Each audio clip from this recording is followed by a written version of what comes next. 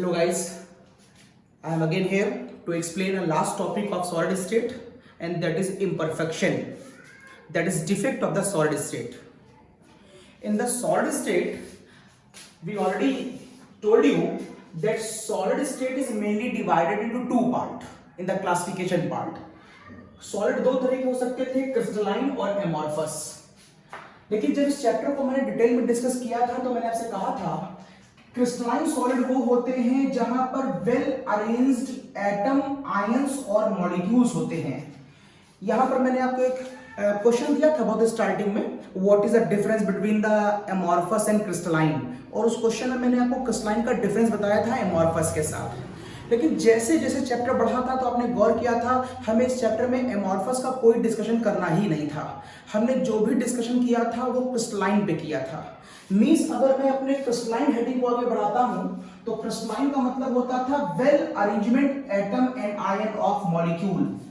Atom ion मतलब जो भी उसके कॉन्स्टिट्यूएंट्स हो, व्हाटएवर द कॉन्स्टिट्यूएंट्स.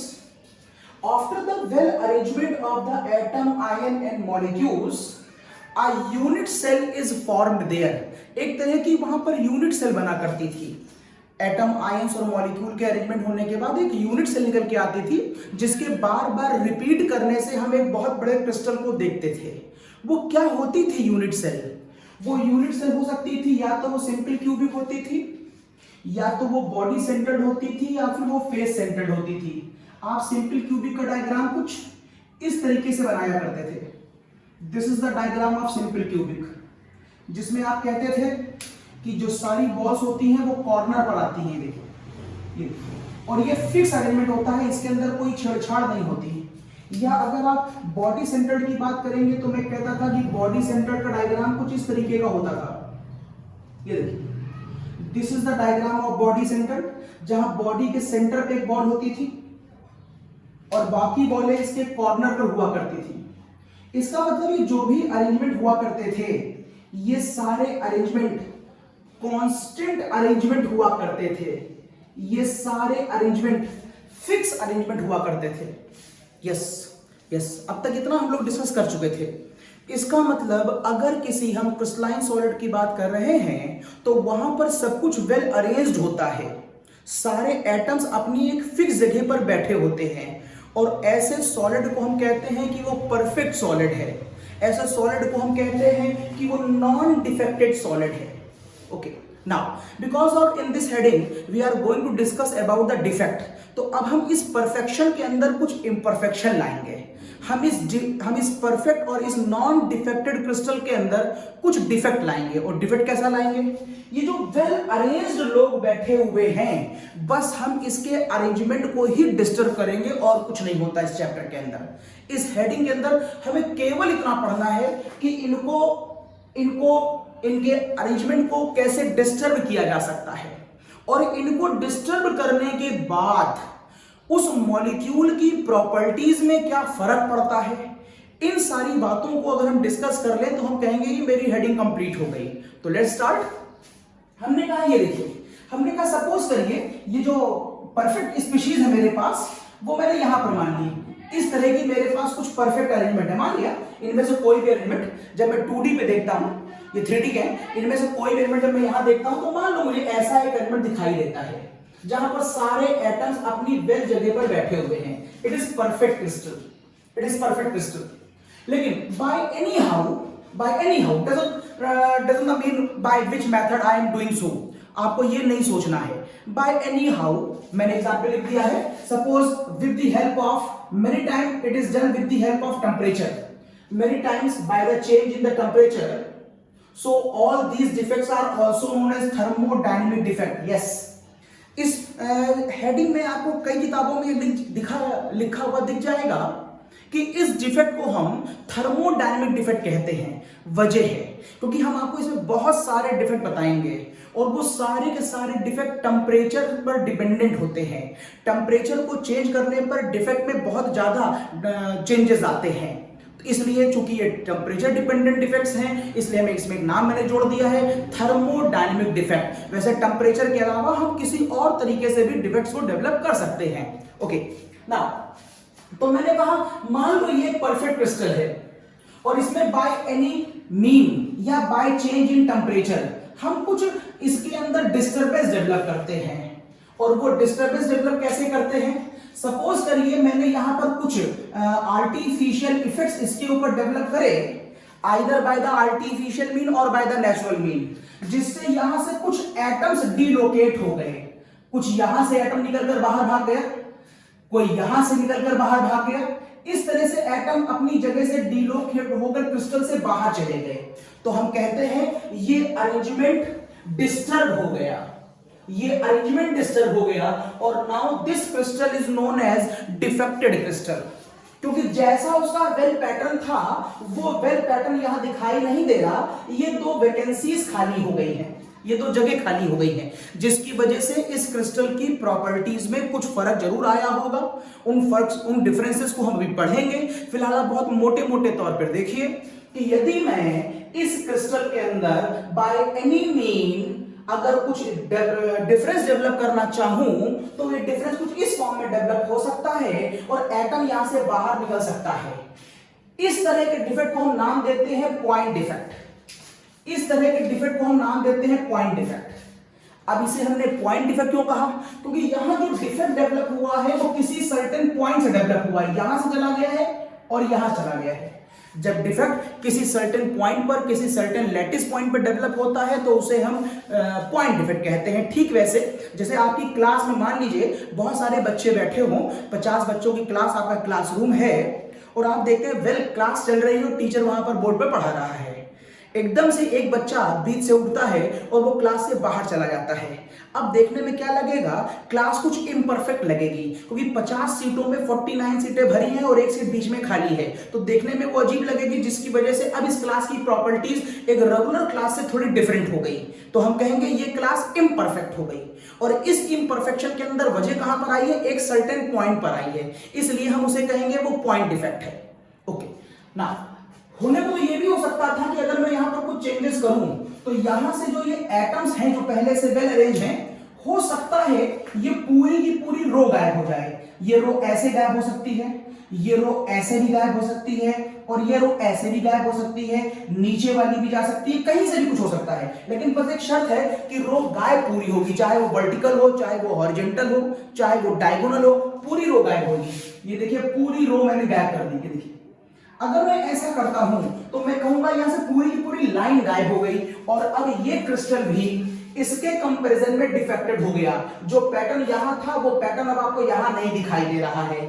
या कहने को ये भी कह सकते थे कि मेरे पास ये सारी बॉलें थी और मैंने इसे डायगोनली गायब कर दिया। देखिए ये डायगोनल, ये वाली जो आप लोग देख रहे हैं, इस वाली रो की मैं सारी बॉलें गायब कर दे रहा हूं। देखिए अगर मैं इस तरह से कुछ इसमें चेंजेस लाता हूं तो मैं कहूंगा अब इसके अंदर परफेक्शन नहीं रह गया। ये क्रिस्टल परफेक्ट था, ये इम्परफेक्ट है। इसके अंदर जो अरेंजमेंट ऑफ एटम्स और आयंस और मॉलिक्यूल्स था अब वो रेगुलर पैटर्न पे नहीं है। लेकिन ध्यान से देखिए यहां पर जो इम्परफेक्शन है वो किसी पॉइंट पर नहीं है, वो पूरी पूरी लाइन पर आया है। दिस इज द कॉज हम ऐसे डिफेक्ट को लाइन डिफेक्ट कहते हैं। तो the first question is completed. What is the difference between the point defect and line defect? पहला क्वेश्चन हो गया। इससे पहले मैंने स्टार्ट कहां से किया था? What is the difference between the amorphous and crystalline? Amorphous में वेल अरेंजमेंट नहीं होता तो उसमें हम डिफेक्ट पढ़ेंगे ही नहीं, हमें क्रिस्टलाइन ही पढ़ना था इस चैप्टर के अंदर। हमने क्रिस्टलाइन का डिस्कशन जब डिटेल में किया तो मैंने बताया वहां पर वेल अरेंज्ड यूनिट्स होती हैं, चाहे वो सिंपल क्यूबिक हो, चाहे वो बॉडी सेंटर्ड हो, चाहे वो फेस सेंटर्ड हो, चाहे वो एचसीपी हेक्सागोनल पैकिंग हो। ओके मैंने कहा इस वेल अरेंजमेंट में क्या कुछ चेंजेस हो सकते हैं? हाँ हो सकते हैं, बाय आर्टिफिशियल मीन और बाय द नेचुरल मीन हो सकते हैं। कैसे किए जाते हैं आपको उस पर नहीं जाना है, क्योंकि वो आपके सिलेबस का पार्ट नहीं होगा कि ये डिफेक्ट्स कैसे डेवलप किए जाते हैं। आपको ये खाली पढ़ना है कि डिफेक्ट डेवलप होने के बाद उसमें चेंजेस क्या हुए हैं। ओके तो आप फालतू ये क्वेश्चन मत सोचेगा ये घटना कैसे हुई, किसी किताब में नहीं लिखी है, किसी टीचर ने नहीं बताई, आपको उस वाले पार्ट पर गौर नहीं करना है। आप इस बात पर गौर करिए कि मैंने मान लिया कि इस परफेक्ट क्रिस्टल के अंदर बाय एनी मीन, वो मीन हो सकता है, हमने टेम्परेचर चेंज किया। और चूंकि इस पूरे चैप्टर में मैं आपसे टेम्परेचर की बात बार बार करूंगा, टेम्परेचर चेंज होने के बाद ये जो एटम्स हैं ये अपनी जगह से डीलोकेट होंगे, या तो कोई एक एक अपनी जगह से डीलोकेट होगा या पूरी पूरी लाइन गायब होगी। अगर एक एक गायब होगा तो हम कहेंगे वो पॉइंट डिफेक्ट है, और अगर पूरी पूरी लाइन गायब होगी तो हम कहेंगे लाइन डिफेक्ट है। अब एक और अच्छी बात, लाइन डिफेक्ट हमारे सिलेबस में नहीं है। Academic level as well as competition level either in NEET और जेई, तो हमें लाइन डिफेक्ट के बारे में डिस्कशन नहीं करना है। हमें जो वेरी मच डिटेल पढ़ना है वो पॉइंट डिफेक्ट पढ़ना है। तो मैं पॉइंट डिफेक्ट को आगे लेके चल रहा हूं, इसका स्क्रीनशॉट ले लीजिए, मैं इसे मिटा रहा हूं। यस, अब मैं आ गया पॉइंट डिफेक्ट के ऊपर। अगर मैं आपसे पॉइंट डिफेक्ट की बात करूं, तो मैं आपसे कहूंगा ये जो पॉइंट डिफेक्ट आप देख रहे हैं, point defect, it is further divided into three part. This point defect may be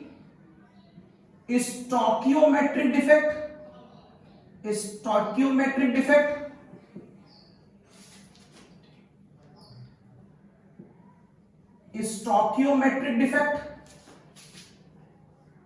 it is non-stoichiometric defect, and it is impurity defect। Yes बेटा, ये जो पॉइंट डिफेक्ट है ये फर्दर जाकर तीन पार्टों में डिवाइड कर दिया गया, स्टोकियोमेट्रिक, नॉन स्टोकियोमेट्रिक एंड इंप्योरिटी डिफेक्ट। ये टर्म आपने सुने हुए होंगे, स्टोकियोमेट्रिक डिफेक्ट। स्टोकियोमेट्रिक का मतलब होता है मॉलिक्यूलर रेशियो। फॉर एग्जांपल मैं आपसे NaCl की बात करता हूं, यहां पर 1:1 का रेशियो है NaCl में। इस समय ये सिस्टम पूरा वेल अरेंज्ड है, जस्ट मान लेता हूं NaCl पूरा अरेंज्ड है। लेकिन अगर बाय एनी मीन और बाय एनी हाउ इसमें कुछ डिफेक्ट डेवलप किए जाएं और क्रिस्टल को डिफेक्टेड कर देने के बाद भी उसके क्रिस्टल के मॉलिक्यूलर फॉर्मूले में कोई चेंज ना आए, मैंने मान लिया ये परफेक्ट क्रिस्टल है और मैंने इसमें कुछ डिफेक्ट डेवलप कर दिए, just suppose it is defected crystal है, it is defected crystal and it is perfect crystal, और आप ये देख रहे हैं कि यहां से यहां तक जाने में जो मॉलिक्यूलर फॉर्मूले का मॉलिक्यूलर रेशियो है उसमें कोई चेंज नहीं आ रहा है। अभी मैं इन्हें वेरी मच डिटेल आपको बताऊंगा, इसके अंदर भी खाली मैं नाम की बात कर रहा हूं। तो अगर ऐसा कुछ आपको देखने को मिलता है तो आप कहेंगे वो स्टोकियोमेट्रिक डिफेक्ट है, वहां पर मॉलिक्यूलर रेशियो चेंज नहीं हो रहा है। लेकिन अगर मैं आपसे कहूं कि मेरे पास पहले FeO था, ये देखिए जहां पर रेशियो 1:1 था, और जब मैंने इसमें डिफेक्ट डेवलप किया बाय एनी हाउ, तो डिफेक्ट डेवलप करने के बाद ये जो फिगर है वो आपको कुछ यूं दिखाई दे रही है 0.960। ये देखिए मॉलिक्यूलर रेशियो चेंज हो गया, यहां पर इन दोनों के बीच रेशियो 1:1 था और वहां पर जाते जाते ये 0.960 हो गया। यदि ऐसा हुआ तो आप कहेंगे ये जो डिफेक्ट हुआ ये नॉन स्टोकियोमेट्रिक डिफेक्ट है, क्योंकि यहां से लेकर यहां तक जाते समय इसकी स्टोकियोमेट्री चेंज हो गई है। और फिर अलग से मैं बताऊंगा आपको एक इंप्योरिटी डिफेक्ट, जिसको मैं आपको फिर से इसको दो पार्ट में बताऊंगा। एक बताऊंगा आयनिक मॉलिक्यूल के अंदर और एक बताऊंगा नॉन आयनिक मॉलिक्यूल के अंदर। It is in the ionic molecule, और इस नॉन आयनिक मॉलिक्यूल में ही मैं आपको डिटेल दूंगा कंडक्टर्स की। यहीं पर मैं बताऊंगा आपको कंडक्टर के बारे में, यहीं पर मैं बताऊंगा आपको सेमीकंडक्टर के बारे में, और यहीं पर बताऊंगा मैं आपको इंसुलेटर के बारे में। तो यहां तक एक लंबा थोड़ा डिस्कशन है, चलिए हम लोग धीरे धीरे लेते हैं इन अ वेरी मच डिटेल। सबसे पहली हेडिंग में पॉइंट के अंदर 3 हेडिंगें पढ़नी है। हम पहली हेडिंग पढ़ने जा रहे हैं आपको स्टोकियोमेट्रिक डिफेक्ट। तो पॉइंट के अंदर स्टोकियोमेट्रिक डिफेक्ट, देखिए स्टोकियोमेट्रिक ये हटा रहा हूं। तो पॉइंट के अंदर मैं बताने जा रहा हूं आपको स्टोकियोमेट्रिक डिफेक्ट। ओके, ये स्टोकियोमेट्रिक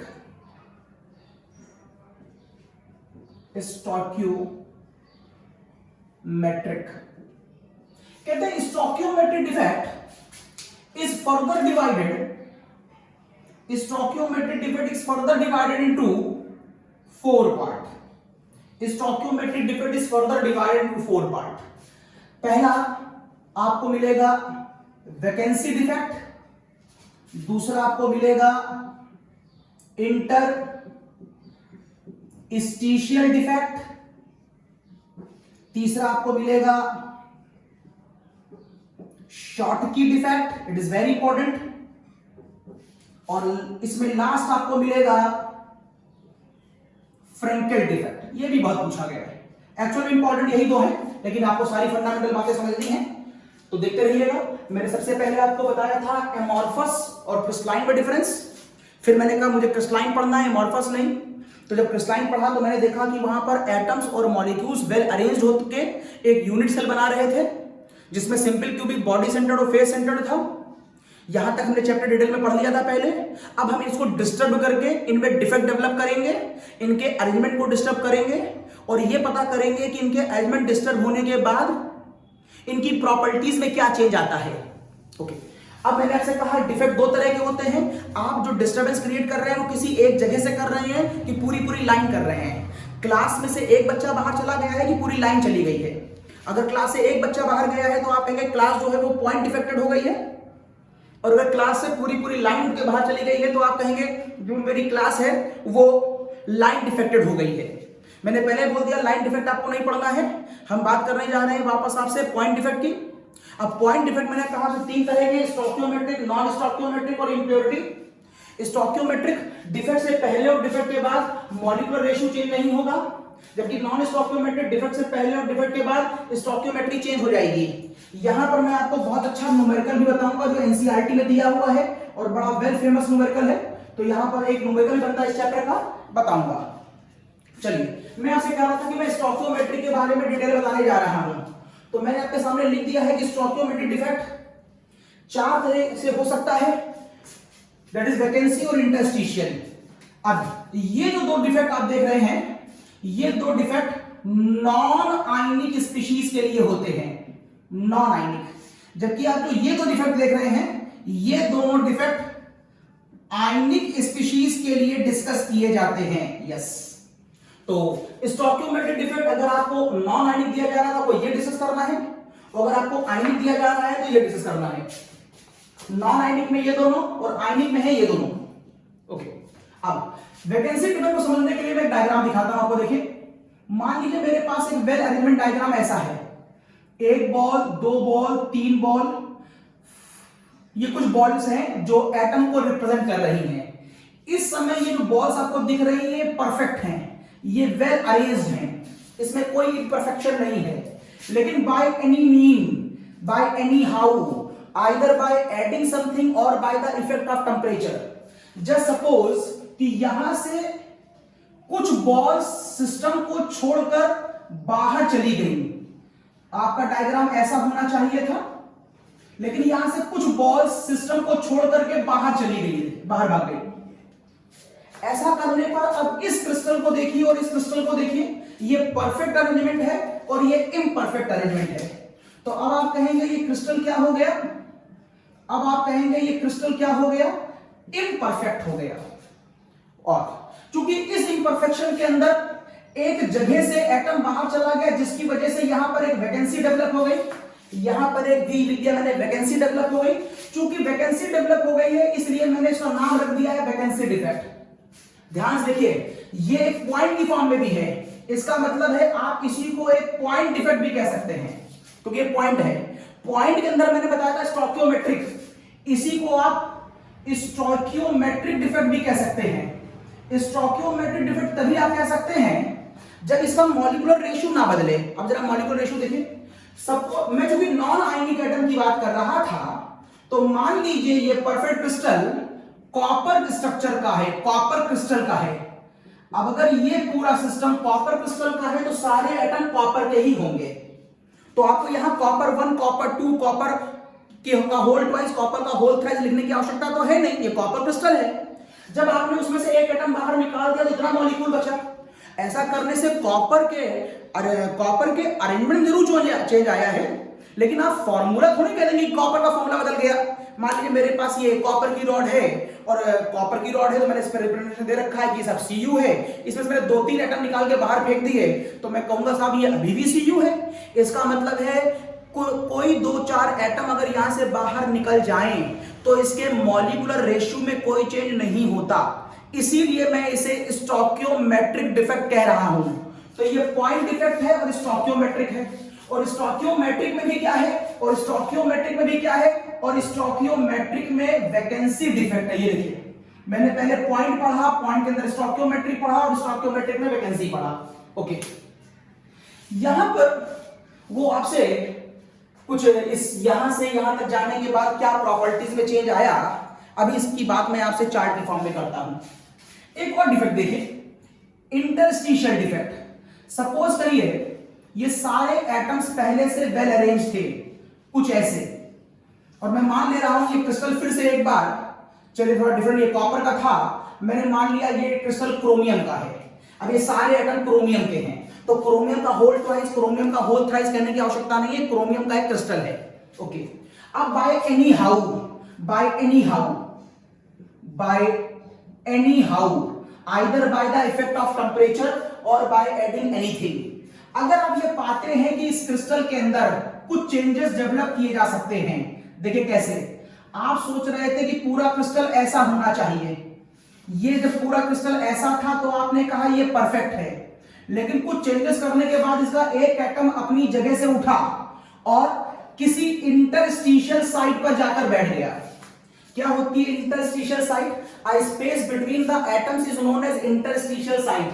तो इनके बीच के ये जो स्पेस आप देख रहे हैं सारी इंटरस्टिशियल साइट है, इनके बीच ये, इनके बीच ऐसे, इनके बीच ऐसे, सब इंटरस्टिशियल साइट्स हैं। तो अगर एक एटम यहां से उठकर इंटरस्टिशियल साइट पर बैठ जाए तो आप कहेंगे अब ये अरेंजमेंट और ये अरेंजमेंट डिस्टर्ब हो गया, ये कुछ और था और ये कुछ और था। जब ऐसे बच्चे बैठे हुए थे तो वो परफेक्ट क्लास थी। अब एक बच्चे ने अपनी नेचुरल सीट छोड़ी, जो आपकी क्लासरूम थी, वहां पर सारे बच्चे वेल अरेंज बैठे थे, लेकिन आपके पढ़ाते पढ़ाते ही एक बच्चा अपनी जगह से उठा और किसी दूसरे बच्चे के बीच जगह बना करके बीच में कहीं जाकर बैठ गया, तो देखने में वो क्लास डिस्टर्ब लगेगी, क्योंकि उस बच्चे की सीट यहां रखी गई थी, जबरदस्ती यहां से उठ करके जाकर वहां बैठ गया, तो हम कहेंगे क्रिस्टल में क्या आ गया? इम्परफेक्शन आ गया। तो इस क्रिस्टल में क्या आ गया? इम्परफेक्शन आ गया। लेकिन क्या इस इम्परफेक्शन के आने के बाद क्या क्रोमियम का फॉर्मूला बदल जाएगा? क्या क्रोमियम कॉपर 2 है, क्रोमियम कॉपर 3, क्रोमियम 3 हो जाएगा, क्रोमियम की पावर 4 हो जाएगा? नहीं, क्रोमियम का प्रेजेंटेशन नहीं बदलेगा। ध्यान से देखिए, मैं अगर यहां से किसी एटम को हटा रहा था, इस जगह से किसी एटम को हटाया है, ध्यान दीजिएगा, पूरी लाइन नहीं हटाई है, एक एटम हटाया है। अगर एक एटम हटाया है तो मैं किस डिफेक्ट की बात कर रहा हूं? मैं पॉइंट डिफेक्ट की बात कर रहा हूं। इसके यहां से यहां जाने पर क्या क्रोमियम के फॉर्मूले में कोई बदलाव आ गया? नहीं आया। इसका मतलब है इसमें स्टोकियोमेट्री अभी मेंटेन है। यस, स्टोकियोमेट्री मेंटेन है, लेकिन चूंकि एटम इंटरस्टिशियल साइट पर जाकर बैठ गया है, इसलिए हम इसे इंटरस्टिशियल डिफेक्ट कहते हैं। This is the cause it is known as interstitial defect. तो पॉइंट डिफेक्ट पढ़ा, उसमें स्टोकियोमेट्रिक पढ़ा और उसमें इंटरस्टिशियल पढ़ा। खास बात यह है कि दोनों डिफेक्ट नॉन आयनिक क्रिस्टल में पढ़ाए जाएंगे। कॉपर का क्रिस्टल भी नॉन आयनिक है और क्रोमियम का क्रिस्टल भी नॉन आयनिक है। Okay, now the important point, यहां से यहां तक आने पर प्रॉपर्टी में क्या चेंज आया, जरा इन दोनों प्रॉपर्टियों पे एक बार में गौर कर ले। जब मैं यहां से यहां पर आया तो प्रॉपर्टी में क्या चेंज आया, और हम जो प्रॉपर्टी डिस्कस करने जा रहे हैं वो है डेंसिटी। सबसे पहले चैप्टर में डेंसिटी डिस्कस की गई है।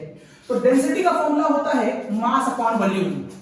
डेंसिटी बराबर होता है मास अपॉन वॉल्यूम। मैं यहां भी लगा दे रहा हूं, डेंसिटी बराबर मास अपॉन वॉल्यूम। अब देखिए, सपोज करिए एक्सपेरिमेंट के शुरुआत में मैंने एक पीस ऑफ क्रोमियम लिया था, ये पीस ऑफ कॉपर लिया था, कॉपर, और आप ये कह रहे हैं कि इस घटना के दौरान में ये पूरी कॉपर की रॉड है ये, और आप इस घटना के दौरान में यहां से एक एटम निकालकर बाहर फेंके दे रहे हैं।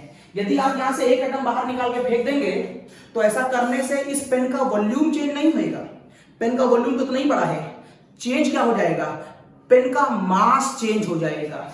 इसका मतलब है वॉल्यूम फिक्स है, मास चेंज हो जाएगा। इस घटना के बाद यहां तक आते आते इस क्रिस्टल की डेंसिटी कम हो जाएगी। ठीक वैसे ही अगर आपके सामने कोई क्लास है जहां पर आपके सारे दोस्त आपकी क्लास में बैठे हैं, 40-50 बच्चे बैठे हैं, टीचर पढ़ा रहा है, तो देखिए उस कमरे का अपना सर्टेन वॉल्यूम है, उस कमरे का अपना एक वॉल्यूम है, उस कमरे में एक सर्टेन मास है जो आप लोगों की वजह से, जो बच्चे बैठे हैं वहां पर, इसका मतलब उस कमरे की डेंसिटी है, कमरे का वॉल्यूम और बच्चों का मास एक डेंसिटी है। अब वहां से एक बच्चा उठे और कमरे से बाहर चला जाए, अगर वो एक बच्चा कमरे से उठकर बाहर चला जाता है तो कमरे का वॉल्यूम तो चेंज नहीं हुआ, लेकिन कमरे का मास चेंज हो गया है क्योंकि बच्चा बाहर चला गया है। चूंकि मास कम हो गया है इसलिए इस प्रोसेस में डेंसिटी गिर जाएगी। तो आप ध्यान रखेंगे वैकेंसी डिफेक्ट में डेंसिटी कम हो जाती है, ये क्वेश्चन को पूछा गया है। वाई इंटरस्टिशियल, अब फिर से देखिए, एक बच्चा था जो उस कमरे में बैठा था, लेकिन अब की वो कमरे से बाहर नहीं गया है, वो कमरे में ही अपनी एक लोकेशन से उठ करके किसी दोस्त के पास जाकर बैठ गया है। एक पूरी कंडीशन को इमेजिन करिए, आपकी क्लास चल रही है, 50 बच्चे क्लास में बैठे हैं, सब बढ़िया वेल अरेंज हैं, एक बच्चा उठता है और जाकर किसी दूसरे दोस्त के पास बैठ जाता है। क्या ऐसा करने से कमरे का वॉल्यूम चेंज हुआ? नहीं।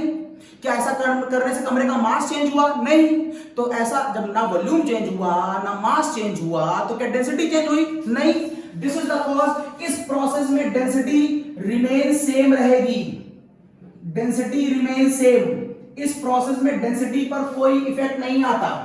यस, इसका स्क्रीनशॉट ले लीजिए, फिर मैं आपको स्कॉटकी बताता हूं। हाँ, तो अब बात करता हूं मैं आपसे स्कॉटकी और फ्रैंकेल की, ये हटा दे रहा हूं। अब बात करता हूं मैं आपसे स्कॉटकी और फ्रैंकेल की। मैं पहले आपसे कह चुका हूं शॉटकी और फ्रैंकेल दोनों आयनिक स्पीशीज में पाए जाते हैं, ये दोनों आयनिक स्पीशीज पाए जाते हैं। तो मैं एग्जांपल अब आयनिक के लेने हैं, तो चलिए मैं शॉटकी का आपको एक डायग्राम दिखाता हूं, ये दोनों हटा दे रहा हूं ऐसे। अब बात मैं करता हूं आपसे शॉटकी की।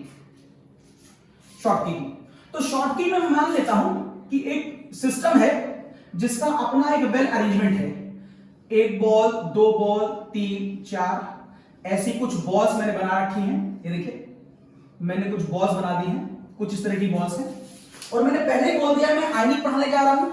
तो चलिए मैं एग्जांपल मान लेता हूं NaCl का। हाँ, आप MgCl2 भी मान सकते हैं, मुझे कोई फर्क नहीं पड़ता, आप कोई भी आयनिक स्पीशीज मान लीजिए। इसका मतलब है वहां पर पॉजिटिव और नेगेटिव दोनों आयन होंगे, ये देखिए अल्टरनेट पोजीशन पर। और वैसे भी आप सॉलिड स्टेट पढ़ चुके हैं, वहां पर आपने NaCl का स्ट्रक्चर बनाया था, ये ठीक NaCl का स्ट्रक्चर है, बस मैं उस स्ट्रक्चर को बहुत नॉर्मल फॉर्म में पढ़ा रहा हूं, 2 डायमेंशन पर जनरलाइज। तो ये कुछ NaCl का स्ट्रक्चर है, सब कुछ वेल अरेंज्ड है, इसलिए ये क्रिस्टल अभी एक परफेक्ट क्रिस्टल है, ये क्रिस्टल अभी एक परफेक्ट क्रिस्टल है।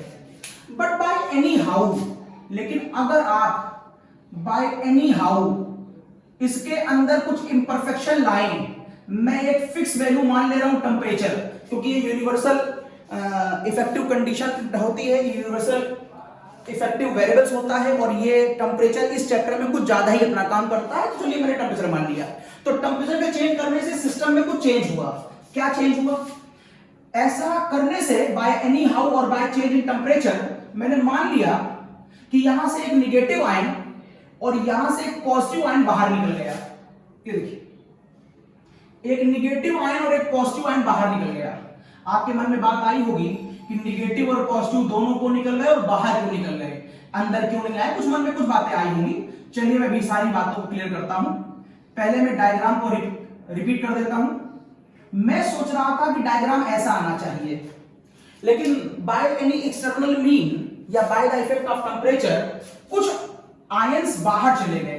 तो एक आयन मान लो बाहर चला गया, एक आयन, चलो एक आयन निगेटिव बाहर चला गया। आपके मन में आया होगा कि निगेटिव बाहर क्यों चला गया, तो मैंने कह दिया कि निगेटिव का साइज काफी बड़ा है। इस केस में निगेटिव का जो साइज है वो काफी बिग है, इसलिए जब वो यहां से टेम्परेचर की वजह से अपनी जगह से हिलेगा तो वो कमरे में किसी और जगह पर नहीं जा पाएगा। अगर वो हिला है तो उसे बाहर ही जाना पड़ेगा। मींस अगर कोई बहुत मोटा तगड़ा बच्चा उस कमरे में बैठा था और वो चाहे कि वो वहां से उठ करके अपने 4 दोस्तों के बीच जाके बैठ जाए, तो कभी कभी अगर वो बहुत मोटा है तो बीच में नहीं जाके बैठ सकता। अगर वो हिला है, उसको वहां से हिलने की इच्छा हुई है, तो वो कमरे के बाहर जाएगा। यहाँ पर साइज का फैक्टर बताऊंगा अभी और डिटेल में। फिलहाल यहाँ पर साइज का बहुत बड़ा है, इसलिए अंदर के बारे में आप नहीं सोच सकते, वो बाहर निकल जाएगा। ऐसा करने पर जगह खाली हो गई, पॉजिटिव निगेटिव चला गया है, positive negative, negative positive, negative positive और पॉजिटिव निगेटिव, पॉजिटिव निगेटिव।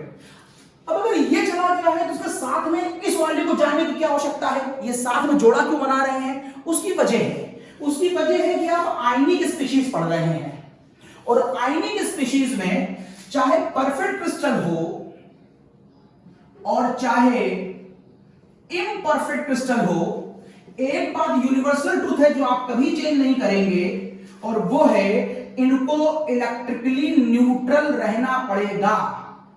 किसी भी हालत में आप इस कंडीशन को चेंज नहीं कर सकते, चाहे डिफेक्ट हो चाहे डिफेक्ट ना हो, crystal must be in electrical neutral form. The crystal must be fill the condition of electrical neutrality. यहां पर नंबर ऑफ पॉजिटिव और निगेटिव बराबर थे, यहां पर एक निगेटिव पे निकल जाने के बाद एक पॉजिटिव को भी निकलना पड़ेगा, क्योंकि जब तक वो नहीं निकलता तब तक शायद यहां पर पॉजिटिव आयनों की संख्या ज्यादा और निगेटिव आयन की कम है। चलो गिन लेते हैं, 1 2 3 4 5 6। यहां पर 6 पॉजिटिव आयन थे और 1 2 3 4 5 6, और यहां पर 6 निगेटिव आयन थे। ये रेशियो था। लेकिन इसके बाद अगर मैं खाली निगेटिव आयन को निकाल के छोड़ दूं तो आप कहेंगे यहां पर 6 पॉजिटिव हैं और यहां पर 5 निगेटिव आयन हैं। यदि ऐसा होगा तो पॉजिटिव और निगेटिव डिस्टर्ब हो जाएगा, तो इलेक्ट्रिकल न्यूट्रलिटी डिस्टर्ब हो जाएगी। और एक और बात देखिए, इलेक्ट्रिकल न्यूट्रलिटी के साथ साथ एक चीज और डिस्टर्ब हो रही है, बोलो क्या? यहां के बाद यहां पर रेशियो देखो तो ये रेशियो 1:1 का है, जहां पर यहां पर रेशियो 1:1 का नहीं आ रहा। इसका मतलब ये स्टोइकियोमेट्रिक की कंडीशन भी फॉलो नहीं कर रहा, जबकि हमें स्टोइकियोमेट्रिक की कंडीशन फॉलो करनी है।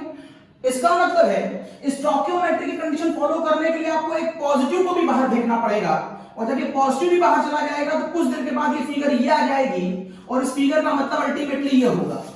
This is the cause. यहां से एक पॉजिटिव आयन भी बाहर चला जाएगा, ये देखिए पॉजिटिव आयन भी बाहर चला गया, ये देखिए पॉजिटिव आयन बाहर चला गया। अगर ऐसा कुछ होता है तो आप इसे कहते हैं शॉर्टकी डिफेक्ट। हाँ, समझने को आप समझ सकते हैं शॉर्टकी, ये वैसे तो ये नेम ऑफ अ साइंटिस्ट है, लेकिन आप कहने को कह सकते हैं शॉर्टकी का मतलब short of ions. Yes, Schottky का मतलब यहां पर हो सकता है शॉर्ट ऑफ आयंस। जब किसी क्रिस्टल से आयंस निकलकर बाहर चले जाते हैं, जिससे उस क्रिस्टल में आयनों की कमी हो जाती है, आयनों की कमी हो जाती है, आयनों की कमी हो जाने को हम कह रहे हैं शॉर्ट ऑफ आयंस हो जाता है, इसीलिए हम इसे शॉर्टकी डिफेक्ट कहते हैं। आप ऐसे भी याद कर सकते हैं। ओके, नाउ ऐसा करने से इसकी डेंसिटी पर क्या फर्क पड़ा? जो गौर में देखिए, इसकी डेंसिटी पर क्या फर्क पड़ा? इसकी डेंसिटी पर, यहां पर डेंसिटी बराबर था मास अपॉन वॉल्यूम, और यहां पर भी डेंसिटी बराबर क्या है? Mass upon volume. कमरे से 2 बच्चे बाहर चले गए हैं तो कमरे का वॉल्यूम तो चेंज हुआ नहीं है, लेकिन 2 बच्चे कमरे से उठे और कमरे से बाहर चले गए हैं। इसका मतलब है वॉल्यूम तो सेम रहा होगा, वॉल्यूम तो फिक्स रहा होगा, लेकिन यहां पर मास क्या हो गया होगा? कम, क्योंकि बच्चे कमरे से बाहर चले गए। अगर मास कम हो जाएगा तो डेंसिटी क्या हो जाएगी? कम। यस, शॉर्टकी डिफेक्ट में डेंसिटी कम हो जाती है। और ध्यान से देखिए, अगर आप भूले ना हो तो मैं पढ़ा क्या रहा था आपको? मैं पहले पढ़ा रहा था पॉइंट डिफेक्ट, और पॉइंट में क्या पढ़ा रहा था? स्टोइकियोमेट्रिक। और अब स्टोइकियोमेट्रिक में मैं क्या पढ़ा रहा हूं आपको? आयनिक स्पीशीज पढ़ा रहा हूं, और आयनिक स्पीशीज में मैं आपको पढ़ा रहा हूं शॉर्टकी। बिल्कुल लिंकअप करिएगा, कोई भी कंफ्यूजन नहीं होगा। देखिए ये पॉइंट डिफेक्ट क्यों है? क्योंकि मैंने पॉइंट से लोकेशन गायब करी है। अगर पॉइंट से गायब है तो पॉइंट डिफेक्ट, लाइन से गायब होगी तो लाइन डिफेक्ट हमें पढ़ना ही नहीं है, ये पॉइंट है। पॉइंट के बाद स्टोइकियोमेट्रिक। देखिए यहां से लेकर यहां तक जाते समय मेरा मॉलिक्यूलर रेशियो चेंज नहीं हुआ है। कुछ देर के लिए मुझे डिस्टर्ब जरूर करा था, मुझे लगा था कोई 6:5 तो नहीं हो गया, लेकिन बाद में चूंकि टाइम भी बाहर चला गया तो मेरा स्टोइकियोमेट्रिक रेशियो मेंटेन रहा। और एक और खास बात, इलेक्ट्रिकल न्यूट्रलिटी पूरे चैप्टर में आप सेम रखिएगा। जैसे ही इलेक्ट्रिकल न्यूट्रलिटी मींस आपको पॉजिटिव और नेगेटिव दिखने लगे, किसी भी हालत में आप पॉजिटिव नेगेटिव को मेंटेन रखेंगे। तो यहां पर इलेक्ट्रिकल न्यूट्रलिटी भी मेंटेन है। तो मैंने पॉइंट पढ़ लिया, मैंने स्टोइकियोमेट्रिक पढ़ लिया, रेशियो मेंटेन है। क्योंकि मैं आयनिक की बात कर रहा हूं, तो इलेक्ट्रिकल न्यूट्रलिटी की बात जरूर करूंगा, तो मैं इलेक्ट्रिकल न्यूट्रलिटी की बात जरूर करूंगा।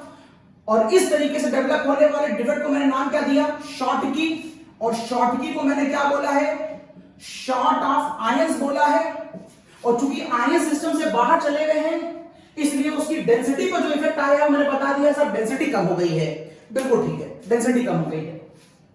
ओके, अभी मैं इसकी प्रॉपर्टी को लगातार एक चार्ट में कंपेयर करूंगा। पहले हल्का सा आपको हिंट दे रहा हूं। तो ये फ्रैंकल की बात करते हैं, इसे मैं मिटा रहा हूं, स्क्रीनशॉट ले लीजिए। Okay, Frenkel. अगर मैं आपसे फ्रैंकल की बात करूं तो मैं कहूंगा आपसे, सपोज करिए एक क्रिस्टल है आपके पास जो एक वेल अरेंजमेंट में है, ये देखिए, जो एक वेल अरेंज है, बिल्कुल भूलिएगा नहीं, मैं आपको आयनिक पढ़ा रहा हूं, ये देखिए साफ साफ लिखा हुआ मैंने आयनिक, आयनिक, इसका मतलब कोई केस आयन का ही लेना पड़ेगा। तो मान लो जिंक सल्फाइड, मान लो जिंक ऑक्साइड, मान लो सिल्वर क्लोराइड, मान लो AgBr, कुछ ऐसे केस आप यहां ले सकते थे। यहां पर आपने आयनिक लिया था तो मान लो NaCl, मान लो KCl, मान लो सीजियम क्लोराइड, कुछ ऐसे केस आप यहां ले सकते थे। अभी मैं इन केसों को आप कैसे याद करेंगे अभी मैं ट्रिक बताऊंगा आपको। तो ये आपके पास एक क्रिस्टल है जहां पर पॉजिटिव और निगेटिव आयनों का एक वेल अरेंजमेंट है, ये देखिए, जहां पॉजिटिव और निगेटिव आयन वेल अरेंज है, और ध्यान से देखिए यहां पर 6 पॉजिटिव और 6 निगेटिव मैंने ले रखे हैं। ओके, इस समय ये क्रिस्टल परफेक्ट है। बाय एनी हाउ और बाय एनी मीन और by the effect of temperature हो सकता है इस क्रिस्टल में कुछ डिफेक्ट डेवलप हो जाए, ये देखिए, हो सकता है इस क्रिस्टल में कुछ डिफेक्ट डेवलप हो जाए, हो सकता है इस क्रिस्टल में कुछ डिफेक्ट डेवलप हो जाए। वो जो डिफेक्ट डेवलप होगा वो पॉइंट डिफेक्ट ही होगा, क्योंकि लाइन डिफेक्ट हमने आपसे पहले ही कह दिया है कि हमें पढ़ना ही नहीं है। तो पॉइंट डिफेक्ट होगा, किसी खास पॉइंट से कोई एटम वहां से गायब होगा। चलिए मैं गायब करता हूं। यहां से मैं एक कैटायन को अपनी जगह से हिलाता हूं। मान लीजिए टेम्परेचर के इफेक्ट की वजह से कोई एक कैटायन अपनी जगह से हिला, और ये कैटायन हिल करके आपकी बाहर नहीं गया, और ये कैटायन हिल करके अपनी किसी इंटरस्टिशियल साइट पर ही आकर बैठ जाता है। अगर ये अपनी इंटरस्टिशियल साइट पर आकर बैठा तो यहां से ये डायग्राम हट जाएगा, और आप ये डायग्राम यहां बनाएंगे।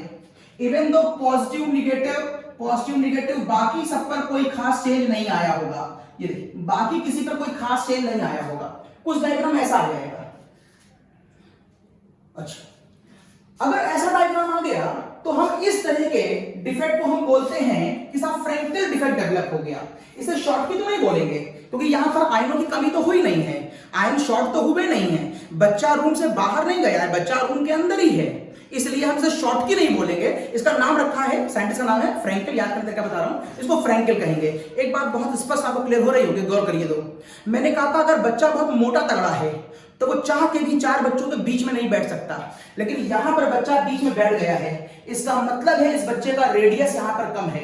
बस यहीं से आपको एग्जाम्पल पकड़ में आ जाएंगे। अगर आप फ्रैंकल की बात कर रहे हैं तो फ्रैंकल में कैटायन बीच में जाकर बैठेगा, और ये तभी होगा जब कैटायन का साइज छोटा होगा।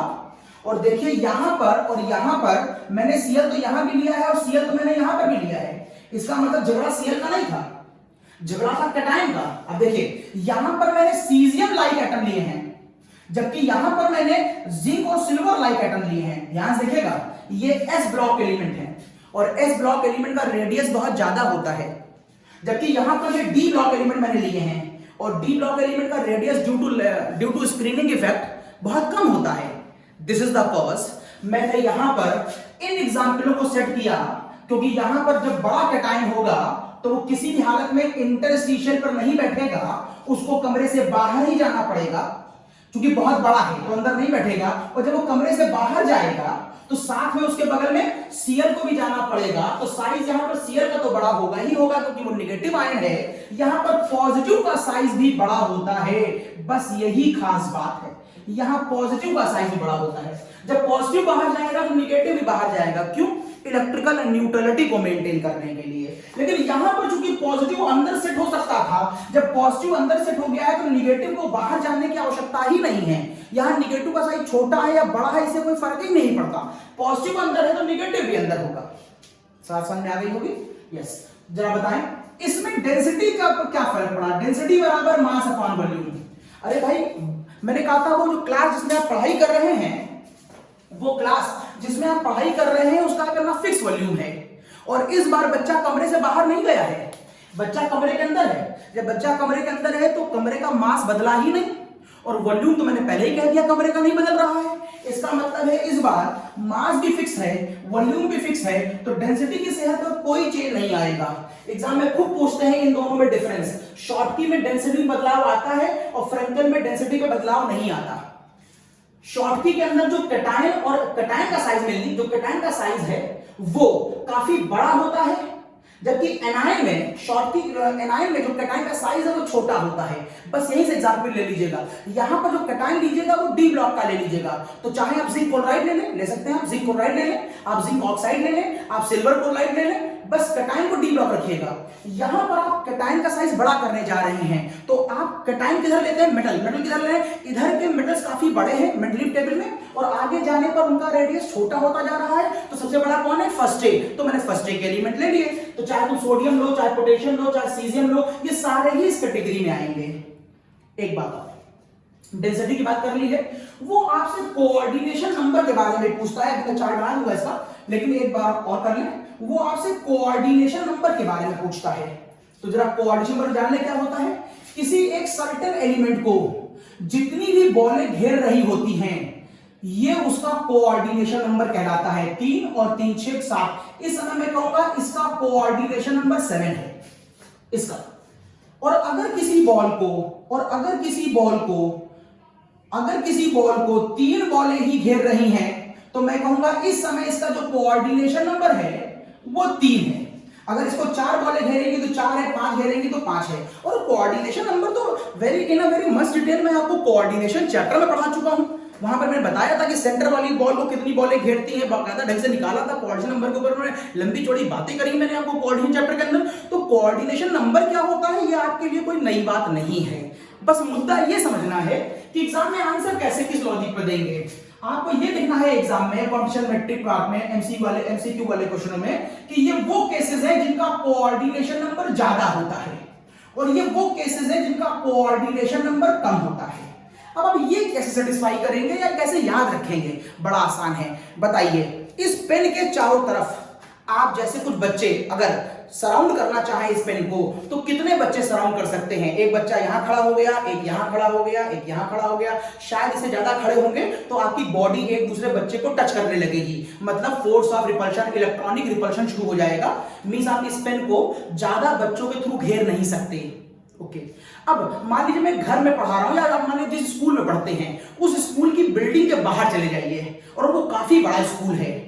जरा उस स्कूल के चारों तरफ बताओ कितने बच्चे घेर सकते हैं। हाँ, मुझे लगता है 100 200 500 बच्चे भी अगर उसको घेर लेते हैं, लाइन से एक चेन बनाते हैं, तो भी वहां पर कोई रिपल्शन की बात नहीं आती और बहुत आराम से आप स्कूल को घेर सकते हैं। इसका मतलब क्या हुआ, इसका मतलब हुआ कि जब सेंटर एलिमेंट का रेडियस छोटा होता है तो उसके चारों तरफ कम लोड इकट्ठा होते हैं, तो उसका कोऑर्डिनेशन नंबर कम आएगा। और अगर सेंटर एलिमेंट स्कूल के बराबर बड़ा हो जाए तो उसको बहुत सारे लोग सराउंड कर सकते हैं, इसका मतलब उसका कोऑर्डिनेशन नंबर बड़ा आएगा। और मैं पहले ही कह चुका हूं आपसे कि इस केस में मैं बड़े एटम्स को ले रहा हूं, एस ब्लॉक एलिमेंट। अगर सेंटर एटम बड़ा है, अगर सेंटर एटम बड़े साइज का है, जस्ट लाइक अ सीजियम, तो उसकी सराउंडिंग में बहुत से एलिमेंट्स आ सकते हैं। तो उसकी सराउंडिंग में बहुत से एलिमेंट्स आ सकते हैं। और मैंने आपको एक केस पढ़ाया भी था, अगर आपको याद हो, सीजियम क्लोराइड, और सीजियम क्लोराइड में सीजियम का कोऑर्डिनेशन नंबर मैंने आपको 8 पढ़ाया भी है। यस, अब यहां पर देखिए, यहां पर मैं डी ब्लॉक एलिमेंट की बात कर रहा हूं, जिंक और सिल्वर। यहां पर सेंटर एलिमेंट का साइज पहले ही बहुत छोटा होगा। अगर यहां सेंटर एलिमेंट का साइज छोटा होगा तो यहां पर इसका कोऑर्डिनेशन नंबर कम आएगा। तो खाली आपको ध्यान ये रखना था कि शॉर्टकी का कोऑर्डिनेशन नंबर ज्यादा और फ्रैंकल का कोऑर्डिनेशन नंबर कम होता है। ऐसा क्यों होता है, आप लिंक का ध्यान रखिएगा। इसकी इन दोनों में से किसकी डेंसिटी कम हो गई, किसकी डेंसिटी ज्यादा हो गई, अगर आपको डायग्राम याद रहेगा तो इसकी डेंसिटी कम हो गई थी, इसकी डेंसिटी पे कोई फर्क नहीं पड़ा था। ये इंपॉर्टेंट है। और एक और बात बताई थी मैंने आपको, आप रेडियस के टर्म में भी याद रखिएगा। ये वाला आंसर, ये वाला डिफेक्ट तभी डेवलप होगा, देखिएगा, जब रेडियस का कैटायन या तो रेडियस के एनायन के बराबर हो और फिर या तो रेडियस का कैटायन एनायन के रेडियस से बड़ा हो। ये देखिए, यहां पर यूज होने वाले सोडियम, पोटेशियम और सीजियम, तो सोडियम और पोटेशियम का साइज अप्रोक्सीमेट सीएल के साइज के बराबर हो, या फिर सीजियम का साइज एकदम से सीएल के साइज से बड़ा हो जाए। ये देखिए, अगर ऐसी कंडीशन आपको दिख जाए तो आप तुरंत कह दीजिएगा कि वहां पर शॉर्टकी होने वाला है, क्योंकि जब कैटायन का साइज इसके साइज से कंपेरेबल होगा, कैटायन का साइज एनायन के साइज से कंपेरेबल होगा, या फिर एनायन के साइज से बड़ा होगा, तो वो अंदर कहीं अगर बैठ नहीं पाएगा, उसे बाहर जाना पड़ेगा। और जब कैटायन बाहर जाएगा तो एनायन को भी मजबूरी में बाहर जाना पड़ेगा, क्योंकि इलेक्ट्रिकल न्यूट्रलिटी भी मेंटेन करनी है और स्टोइकियोमेट्री भी मेंटेन करनी है। और जब इतने सारे लोग बाहर चले जाएंगे तो मास कम हो जाएगा और डेंसिटी कम हो जाएगी। लेकिन फ्रेंकल में आप कहेंगे कि ये केस तब बनेगा, फ्रेंकल में आप कहेंगे ये केस तब बनेगा जब radius of cation is very very small then radius of anion के। जब रेडियस ऑफ कैटायन बहुत छोटा होगा तो फिर वो कभी बाहर नहीं जाएगा, वो अंदर के इंटरस्टिशियल साइड पर ही बैठ जाएगा। और यदि वो अंदर ही बैठ गया तो क्योंकि कैटायन बाहर नहीं गया है तो फिर एनायन को भी बाहर जाने की आवश्यकता नहीं है, तो यहां पर शॉर्ट ऑफ आयंस नहीं होगा। इसका मतलब है यहां पर फ्रैंकल होगा, और जब सब अंदर ही हैं तो डेंसिटी पे भी कोई फर्क नहीं पड़ेगा। और चूंकि छोटा वाला आयन है तो उसको सराउंड करने में ज्यादा लोग भी इकट्ठा नहीं होंगे, तो कोऑर्डिनेशन नंबर भी कम होगा। ओके, नाउ इसका स्क्रीनशॉट ले लीजिए। अब मैं इस पूरी बात को टेबुलेट कर दे रहा हूं, आप इस पूरी बात को टेबुलेट कर लीजिए।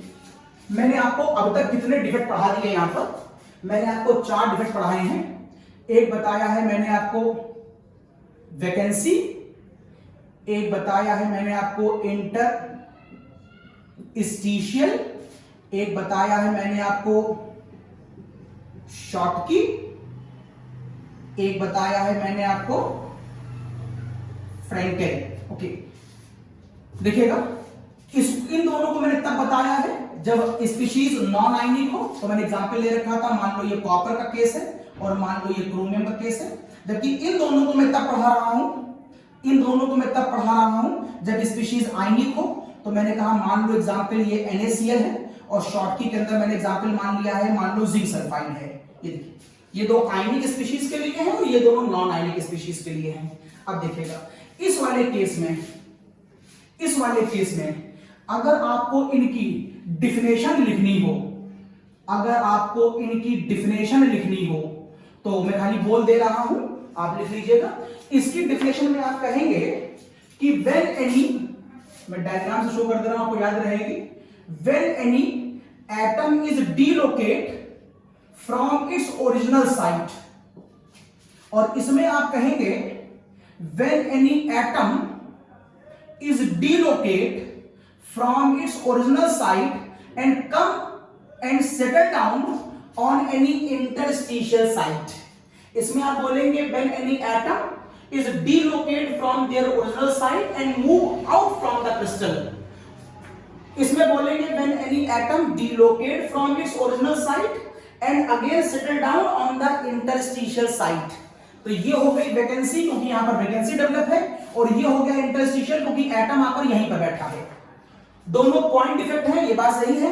और ऐसा कर, अच्छा मैं ये भी लिख दे रहा हूं, दोनों ही किसमें आ रहे हैं, ये भी एक पॉइंट डिफेक्ट में आ रहा है, यहां पर भी लिख दिया मैंने, ये पॉइंट डिफेक्ट में आ रहा है। ऐसा कर देने से इनका स्टोइकियोमेट्रिक रेशियो डिस्टर्ब नहीं हुआ है, फॉर्मूला जो जैसा था वैसा ही रहा है। इसका मतलब है ये अभी भी स्टोइकियोमेट्रिक हैं, मतलब ये स्टोइकियोमेट्रिक डिफेक्ट है, और मतलब ये स्टोइकियोमेट्रिक डिफेक्ट है, it is stoichiometric defect. Yes, ऐसा कर देने से इसकी डेंसिटी के शेप पर क्या फर्क पड़ा, ऐसा कर देने से इसकी जो डेंसिटी थी वो कम हो गई, जबकि इसकी डेंसिटी जो है वो फिक्स है, वो कांस्टेंट है, इसकी शेप पर कोई फर्क नहीं पड़ा। इलेक्ट्रिकल न्यूट्रलिटी की बात कर ले तो आप कहेंगे चूंकि मैं आपसे नॉन आयनिक स्पीशीज की बात कर रहा हूं तो आपको यहां पर इलेक्ट्रिकल न्यूट्रलिटी की चिंता करने की आवश्यकता नहीं है, क्योंकि जो एटम गया है बाहर उस पर कोई चार्ज था ही नहीं, ना पॉजिटिव ना निगेटिव, तो आपको न्यूट्रलिटी की बात नॉन आयनिक में करने की आवश्यकता नहीं है।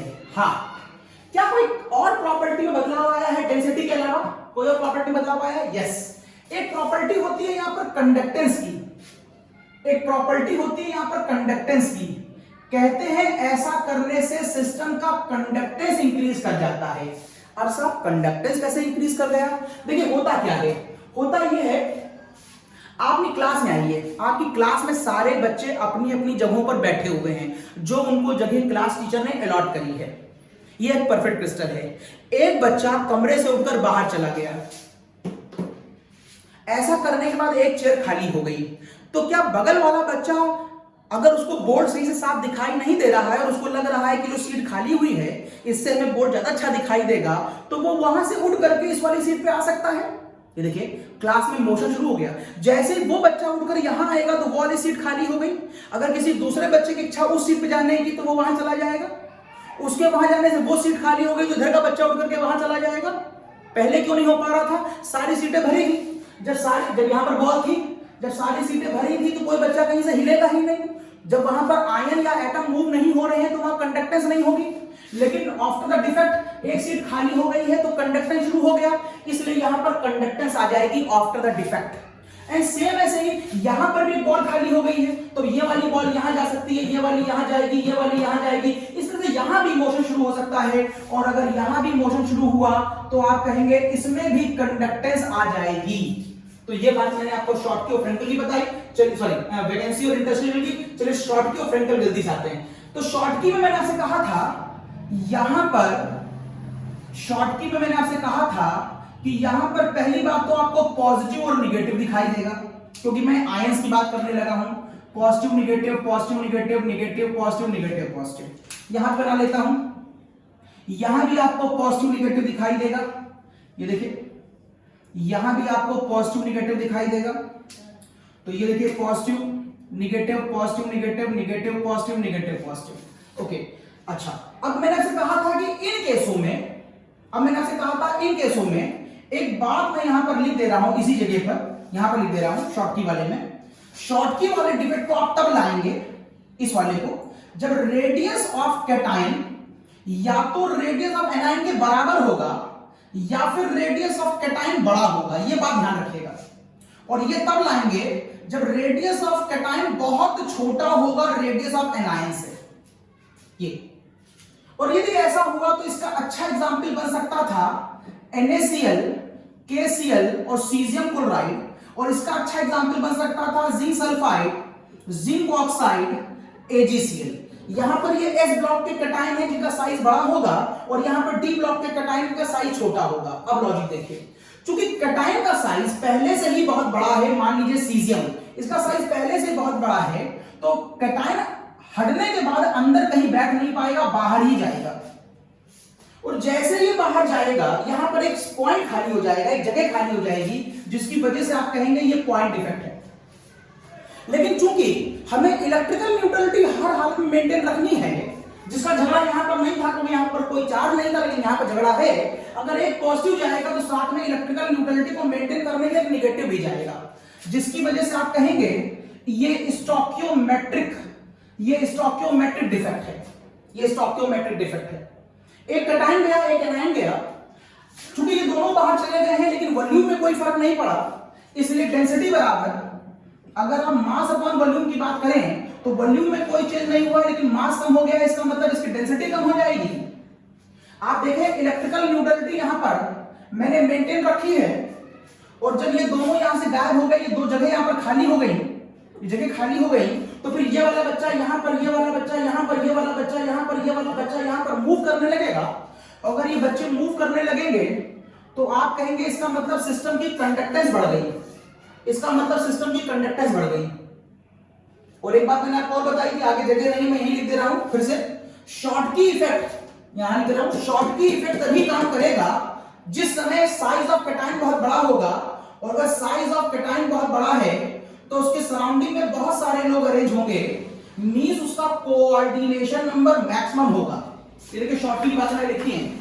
शॉर्टकी में रेडियस ऑफ कैटायन बड़ा होना चाहिए एनायन से, क्योंकि रेडियस ऑफ कैटायन बड़ा होगा तो सराउंडिंग में बहुत सारे लोग इकट्ठा हो सकते हैं, जिसकी वजह से सब कोऑर्डिनेशन नंबर ज्यादा होगा। इसके एग्जांपल में आप S ब्लॉक एलिमेंट लेंगे, एक अकेला कैटायन है, अगर वो अपनी जगह से हिलेगा तो अंदर नहीं आ सकता क्योंकि साइज बड़ा है, वो बाहर जाएगा। स्टोकियोमेट्रिक को मेंटेन करने के लिए और न्यूट्रलिटी को मेंटेन करने के साथ में एनायन भी बाहर जाएगा, क्योंकि जगह पॉइंट से खाली हुए हैं तो पॉइंट डिफेक्ट कहा। स्टोकियोमेट्रिक रेशियो मेंटेन है, नंबर ऑफ कैटायन और नंबर ऑफ एनायन का रेशियो मेंटेन है, तो मैंने स्टोकियोमेट्रिक कहा। डेंसिटी की वैल्यू कम हो गई, इलेक्ट्रिकल न्यूट्रलिटी मेंटेन है, जगह खाली हो जाने के बाद वहां पर और लोग हिलना शुरू कर देंगे तो कंडक्टेंस बढ़ गई। यहां पर आइए, यहां पर मैंने कहा एक कैटायन अपनी जगह से हटेगा और यहां से हट करके वो यहां कहीं पर आकर बैठ जाएगा। ये तभी संभव है जब कैटायन का साइज अपने एनायन के साइज से बहुत छोटा हो, और ये तभी संभव है जब ये किस ब्लॉक का एलिमेंट हो, जब ये डी ब्लॉक का एलिमेंट हो, इसीलिए मैंने यहां पर डी ब्लॉक एलिमेंट लिए, देखिए। ओके, ऐसा कर देने पे पॉइंट खाली हुआ है, तो बेसिकली ये पॉइंट डिफेक्ट है। स्टोकियोमेट्री पर कोई फर्क नहीं पड़ा है, जो रेशियो पहले 1:1 था वही रेशियो अभी भी मेंटेन है, क्योंकि कोई कैटायन एनायन से कहीं बाहर तो गया नहीं। हाँ, डेंसिटी बहुत इंपॉर्टेंट है, डेंसिटी पे गौर करिए। इस बार जो बच्चा अपनी जगह से हिला है वो कमरे के अंदर ही है, तो ना कमरे का वॉल्यूम चेंज हुआ है, ना कमरे का मास चेंज हुआ है, ना यहां कोई चेंज, ना यहां कोई चेंज, ना डेंसिटी पे कोई चेंज। ये कैटायन एनायन तो है, लेकिन इनमें से कोई ना बाहर गया ना कोई अंदर आया। दिस इज द कॉज, इसकी इलेक्ट्रिकल न्यूट्रलिटी मेंटेन है। हाँ, एक जगह खाली हो जाने की वजह से ये यहां और ये यहां मूव करना शुरू कर देगा, तो आप कहेंगे यस, इसकी कंडक्टेंस जरूर बढ़ जाएगी। तो इस तरीके से मैंने चारों एक बोर्ड पर फिर से बता दिए, जल्दी स्क्रीनशॉट लीजिए। मैं आपको अभी तक बता रहा था स्टोकियोमेट्रिक, अब बात करता हूं नॉन स्टोकियोमेट्रिक से। नॉन स्टोकियोमेट्रिक में जल्दी से कॉपी करिए इसको, स्क्रीनशॉट लीजिए। ओके, अब मैं आपसे बात करता हूं इसमें नॉन स्टोकियोमेट्रिक की। ये देखिए, ये रख कर दे रहा हूं मैं। नॉन स्टोकियोमेट्रिक का मतलब मोटा मोटा होगा कि इस बार नॉन स्टोकियोमेट्रिक का मतलब मोटा मोटा होगा, नॉन स्टोकियोमेट्रिक, देखिए, नॉन स्टोकियोमेट्रिक, यहां पर बिफोर डिफेक्ट और आफ्टर डिफेक्ट, मतलब एक क्रिस्टल पहले परफेक्ट होगा जस्ट लाइक FeO, और जब उसमें कोई डिफेक्ट डेवलप होगा बाय एनी हाउ, तो उसका रेशियो डिस्टर्ब हो जाएगा लाइक दिस। ये पहले यहां पर रेशियो 1:1 था, और अब यहां पर देखिए रेशियो 0.96:1 है। अगर ऐसा कुछ डिफेक्ट की वजह से हुआ, it is perfect, it is imperfect, अगर ऐसा कुछ हुआ तो हम कहेंगे ये जो डिफेक्ट हैं ये नॉन स्टोकियोमेट्रिक डिफेक्ट हैं। अब इनको हम आपको डिटेल में बताने जा रहे हैं, समझिएगा। नॉन स्टोकियोमेट्रिक डिफेक्ट जो हैं ये आगे जाकर दो पार्टों में डिवाइड कर दिए गए। एक का नाम रखा गया मेटल एक्सेस, बहुत इंपॉर्टेंट है, बहुत बहुत इंपॉर्टेंट है एकेडमिक और कंपटीशन में, और दूसरे का नाम रखा गया मेटल डिफिशिएंट। यस, एक है मेटल एक्सेस और एक है metal deficient.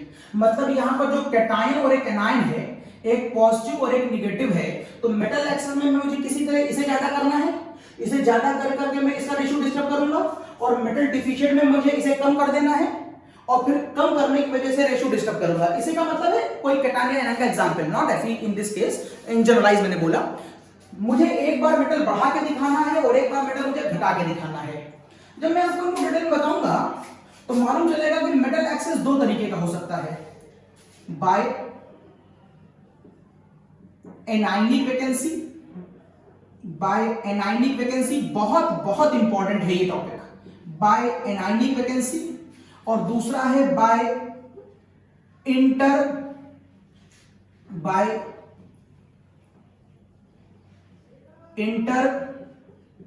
Interstitial cation, by interstitial cation. और फिर पढ़ाऊंगा मैं आपको मेटल डिफिशिएंट, इसकी हल्की सी हिंट कर दे रहा हूं, ये वाला डिफेक्ट तब लगेगा जब आपके पास एक ऐसा मेटल हो जिसमें वेरिएबल वैलेंसी पाई जाती हो। वेरिएबल वैलेंसी में एग्जांपल आ सकता है, आप कॉपर की बात कर सकते हैं, कॉपर कभी +1 और कभी +2 होता है। आप Fe की बात कर सकते हैं, Fe कभी +2 और कभी +3 होता है। आप मैग्नीज की बात कर सकते हैं, वो कभी +2 और कभी +7 होता है। इस तरीके से आप उन डी ब्लॉक एलिमेंट्स को यहां पर यूज कर सकते हैं जिनमें वेरिएबल वैलेंसी होती है। मैं एक एक करके आपको डिटेल में लूंगा। मैं आपको बताने जा रहा हूं, सबसे पहले एक हल्का सा रिकैप कर लें, फिर मैं बताता हूं। नॉन स्टोकियोमेट्रिक, इस बार फॉर्मूले का रेशियो बदलेगा, चाहे मैं ये पढ़ाऊंगा तो भी रेशियो बदलेगा, मैं ये पढ़ाऊंगा तो भी रेशियो बदलेगा, और मैं ये पढ़ाऊंगा तो भी रेशियो बदलेगा। एक चीज नहीं बदलेगी, भूलना नहीं, इलेक्ट्रिकल न्यूट्रलिटी डिस्टर्ब नहीं होगी, वो पूरे चैप्टर में सेम चलेगी। लेकिन अब की मॉलिक्यूलर रेशियो बदलने वाले हैं। फॉर एग्जांपल पहले रेशियो 1:1 था, अब रेशियो 0.96:1 हो गया। ये दो तरह के हैं, एक बार मेटल को बढ़ा के करूंगा, एक बार मेटल को घटा के करूंगा। मेटल को बढ़ाने वाले दो तरीके हैं, एनायनिक वैकेंसी से और इंटरस्टिशियल कैटायन से। चलिए पहले इन दोनों को समझाता हूं एक साथ कंपैरेटिवली स्टडी में। देखिए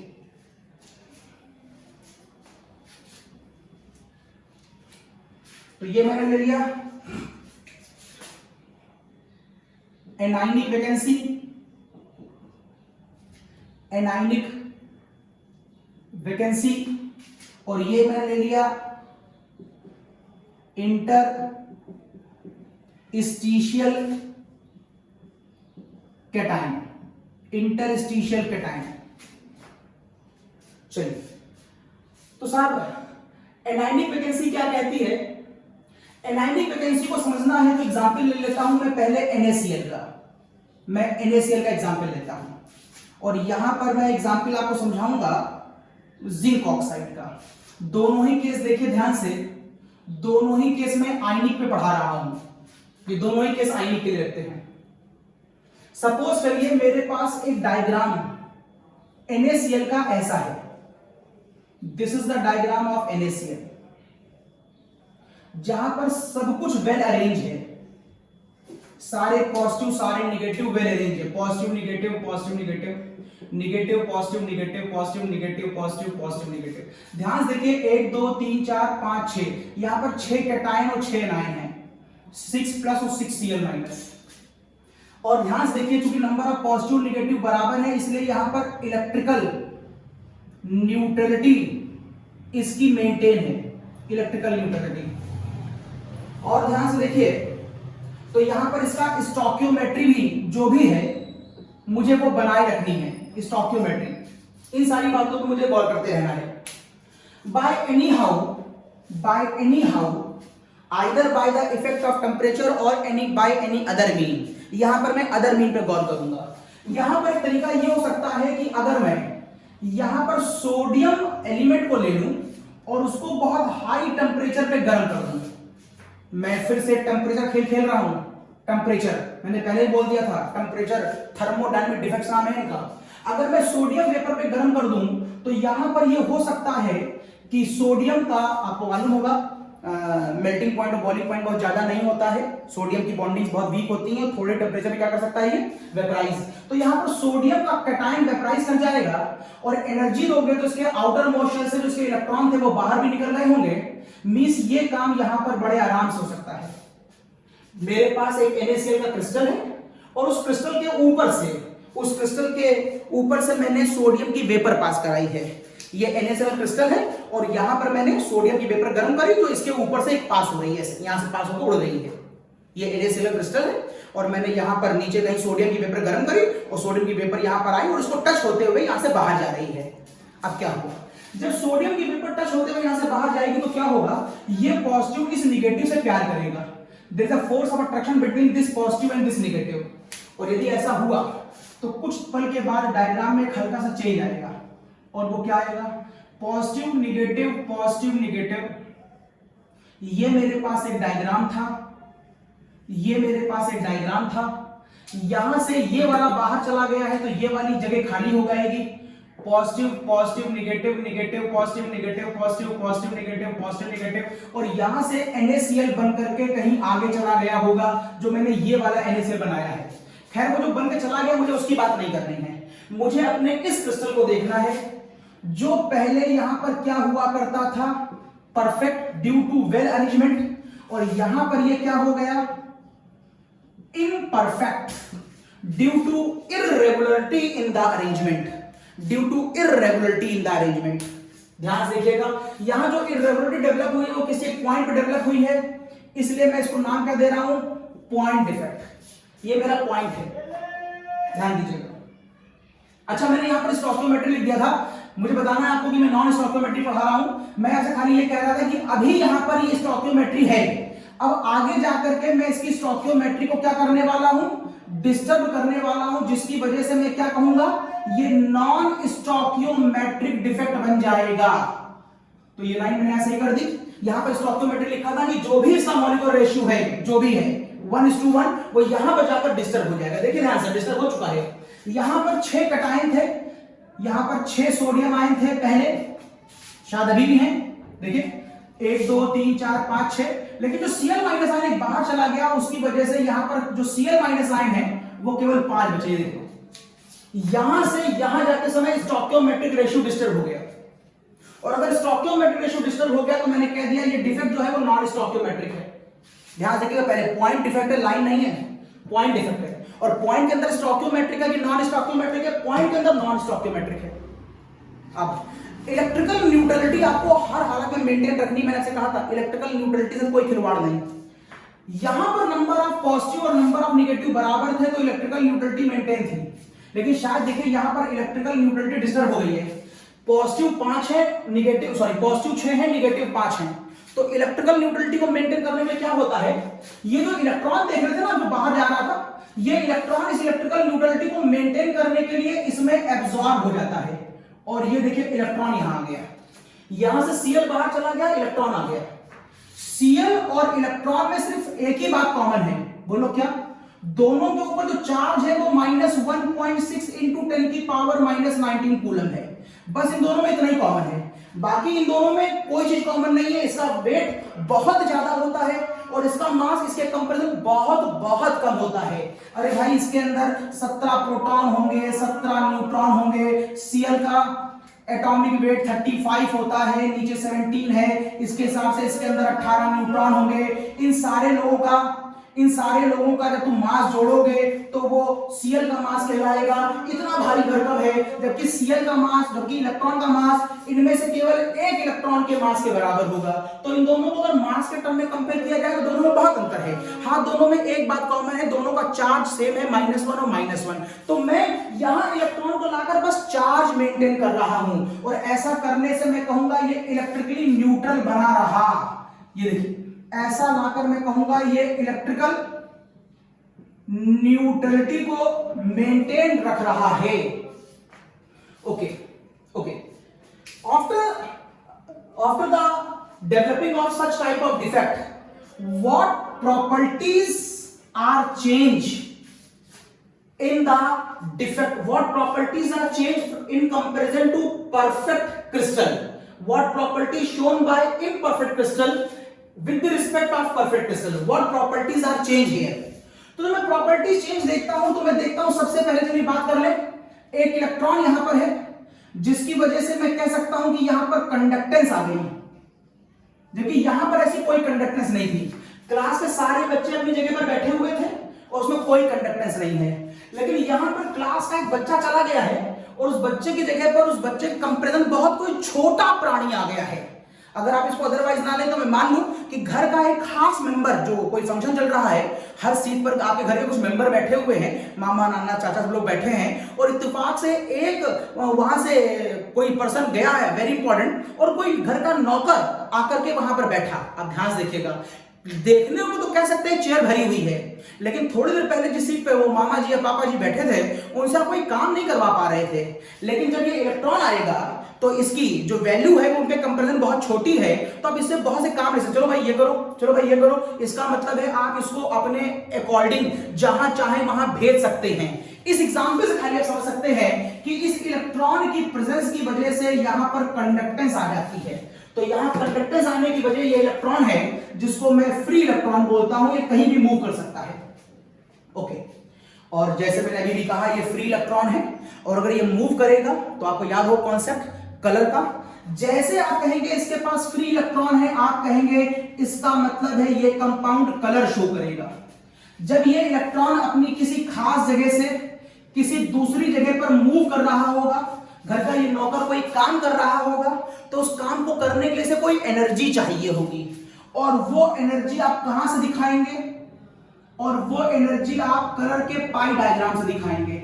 ये कलर का VIB GYOR, और ये इन दोनों के बीच का मैंने मान लिया VR। आपको मैंने कलर का पाई डायग्राम दिखाया।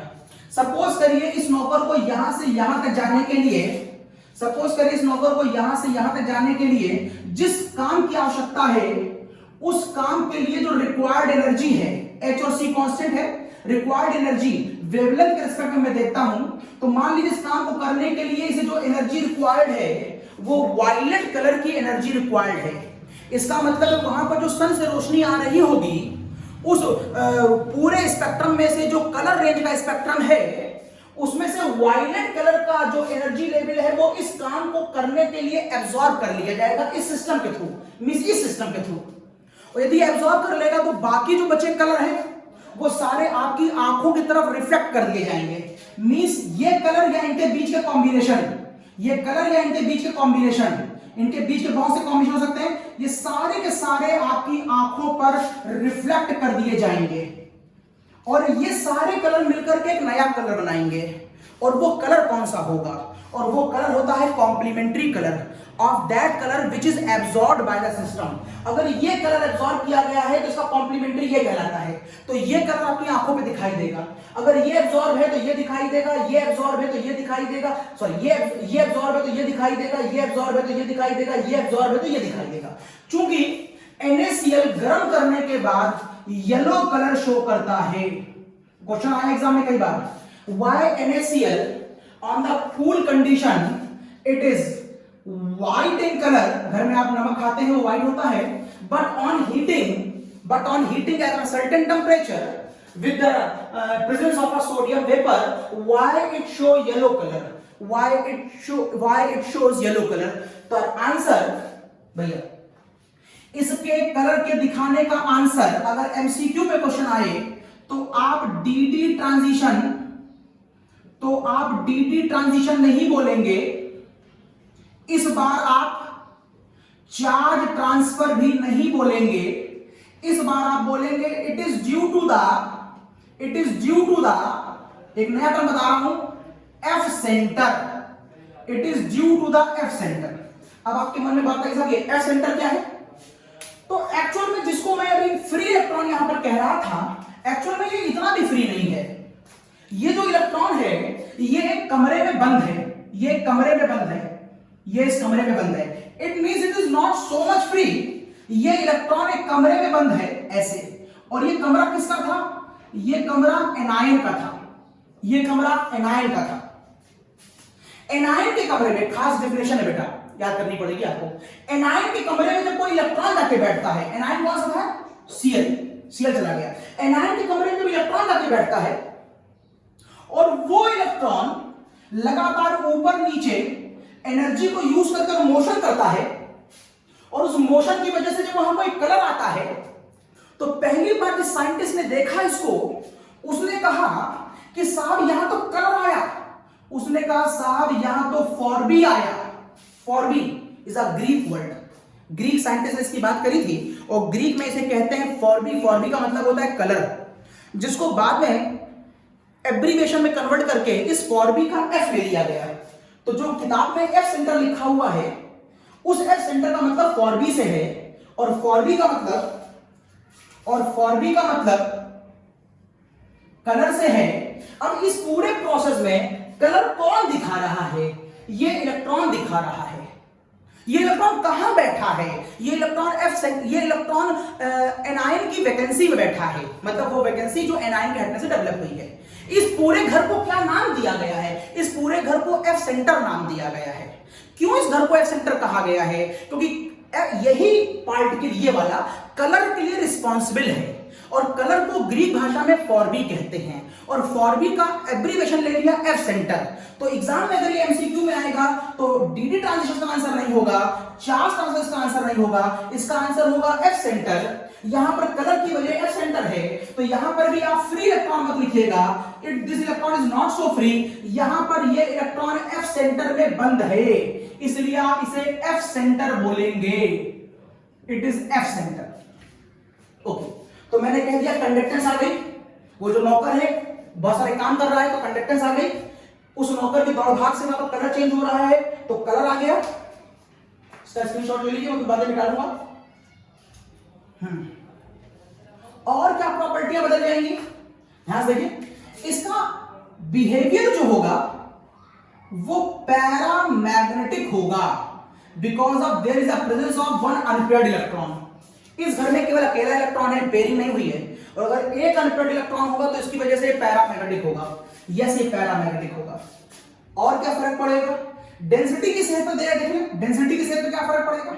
डेंसिटी बराबर मास अपॉन वॉल्यूम। जो निकल के गया है वो Cl गया है, और Cl का मैंने बताया उसमें 17 प्रोटॉन है, 18 प्रोटॉन है, 17 न्यूट्रॉन है, 17 प्रोटॉन है, 17 इलेक्ट्रॉन है, 18 प्रोटॉन है। इन सब की वजह से उसका मास 35 है। अगर मैं 1 मोल मान लूं तो उसका मास 35 ग्राम है, जबकि एक इलेक्ट्रॉन का मास तो बहुत बहुत कम है।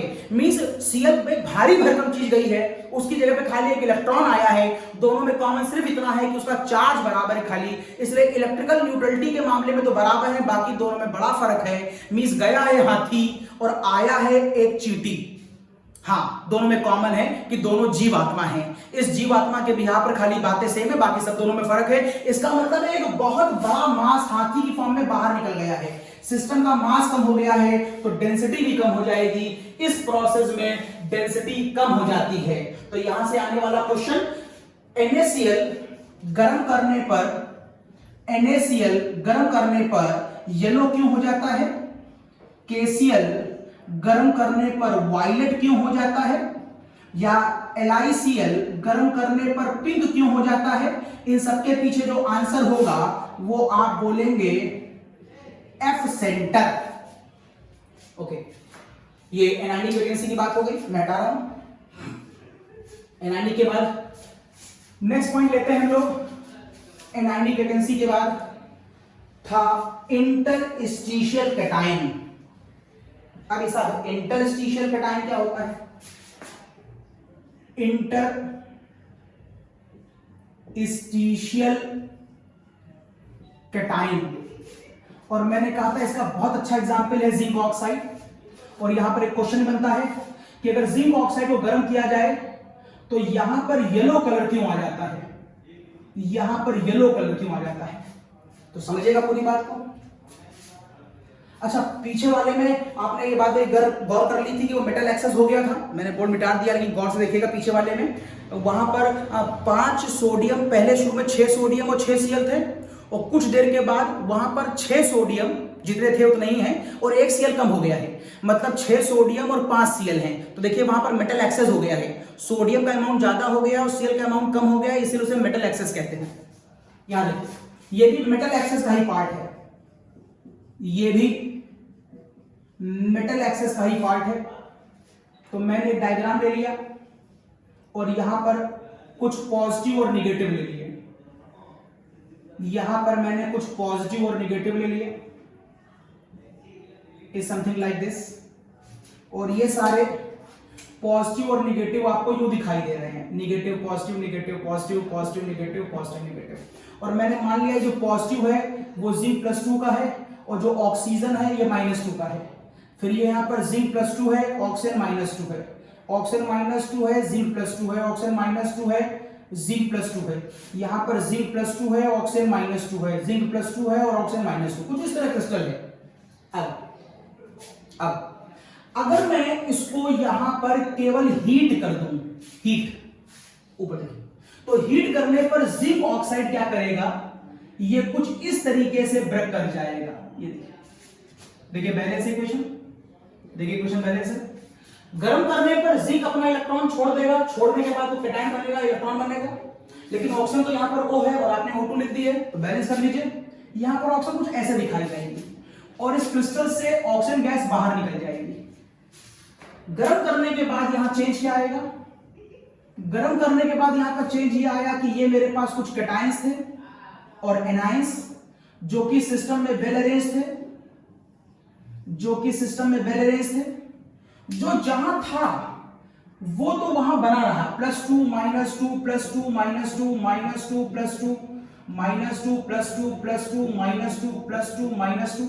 लेकिन ये जो जिंक आयन और ये जो इलेक्ट्रॉन है ये अपने ही क्रिस्टल के किसी सर्टेन एरिया में जाकर इंटरस्टिशियल साइट पर बैठ जाते हैं।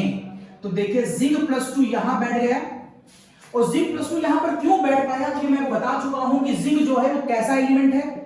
जिंक एक डी ब्लॉक एलिमेंट है, और डी ब्लॉक एलिमेंट के जो रेडियस होते हैं वो कैसे होते हैं? डी ब्लॉक एलिमेंट के जो रेडियस होते हैं वो बहुत छोटे होते हैं, और जब रेडियस छोटा होगा तो इंटरस्टिशियल साइट पर आ पाएगा। ध्यान देखिए, पहले ज़िंक कितने थे, 1 2 3 4 5 6। पहले यहां पर जिंक आयन 6 थे और यहां पर ऑक्सीजन जो था वो भी 6 था। लेकिन after the development of this defect यहां पर जो जिंक आयन है वो 7 हो गए हैं, जबकि ऑक्सीजन आयन यहां पर अभी भी 6 हैं। ये देखिए मेटल की संख्या इससे ज्यादा हो गई है, तो मैं इसे कह रहा हूं मेटल एक्सेस हो गया है। देखिए मेटल एक्सेस हो गया है, ये भी मेटल एक्सेस में आता है। लेकिन इसे हम इंटरस्टिशियल कैटायन मेटल एक्सेस कहते हैं, क्योंकि यहां पर जो कैटायन है वो न्यूट्रल साइड पे आ गया है।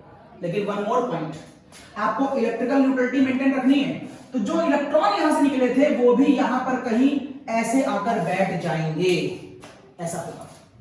इसे हम कहते हैं इंटरस्टिशियल कैटायनिक डिफेक्ट। एग्जाम में क्वेश्चन आया कि why zinc oxide on heating show yellow colour, why zinc oxide on heating shows yellow colour. तो यहां पर कलर का रीजन डी ट्रांजिशन नहीं होगा, यहां पर चार्ज ट्रांसफर भी नहीं होगा, यहां पर एफ सेंटर भी नहीं होगा। एफ सेंटर केवल तब जब इलेक्ट्रॉन एनायन की वैकेंसी में बैठा हो। यहां पर जो कलर का रीजन होगा वो यहां के ये इलेक्ट्रॉन होंगे जो किसी घर में बंद नहीं है, तो यहां पर रीजन होगा free electron. Why it is yellow in colour, why it is yellow in colour, it is due to free electrons। ये इसका आंसर होगा। डी ट्रांजिशन नहीं होगा, चार्ज ट्रांसफर नहीं होगा, एफ सेंटर नहीं होगा। Why zinc oxide is yellow in color? Because due to this reaction the crystal have certain number of free electrons, and these electrons again these electrons will participate in the process of the pi diagram. और फिर से वो सारी बातों का concept आपके जहन में वापस आएगा। वेब्ग्योर VIBGYOR वेब्ग्योर, और यहां से फिर ये येलो कलर दिखा रहा है, मींस ये कलर अपनी आंखों पे गिर रहा है। इसका मतलब हम कॉम्प्लीमेंट्री कलर एब्जॉर्ब हुआ होगा और ये सारे कलर आपकी आंखों पर रिफ्लेक्ट कर दिए गए होंगे। यस, यहां पर कोई भी चीज ऐसी नहीं है जिससे आपको लग रहा हो सिस्टम में कंडक्टेंस है, लेकिन यहां देखिए कंडक्टेंस इसकी वजह से और इसकी वजह से आ गई, इसलिए आप कहेंगे ये क्रिस्टल कैसा हो गया, ये क्रिस्टल कंडक्टिंग हो गया। यहां पर देखिए कोई भी ऐसा इलेक्ट्रॉन आपको नहीं दिखाई दे रहा है जो फ्री फॉर्म में है, लेकिन यहां पर आपको इलेक्ट्रॉन दिखाई दे रहे हैं जो अलग अलग हैं, अलग अलग घरों में पड़े हैं। एक ही घर, आप ये मत सोचिएगा दो इलेक्ट्रॉन तो डायमैग्नेटिक हो जाएगा। डायमैग्नेटिक तब होता है जब इलेक्ट्रॉन एक ही घर में अपोजिट डायरेक्शन में हो, ये अलग अलग घरों में टहल रहे हैं। इसका मतलब ये भी क्या होगा, ये भी पैरामैग्नेटिक होगा, ये भी पैरामैग्नेटिक होगा। तो ये येलो कलर हो गया, ये कंडक्टिंग हो गया, ये पैरामैग्नेटिक नेचर हो गया। डेंसिटी की बात कर रहे हैं, इसकी डेंसिटी पर क्या फर्क पड़ा, डेंसिटी बराबर मास अपॉन वॉल्यूम। ऑब्वियस यहां से यहां पर आने पर कुछ एटम्स और इलेक्ट्रॉनों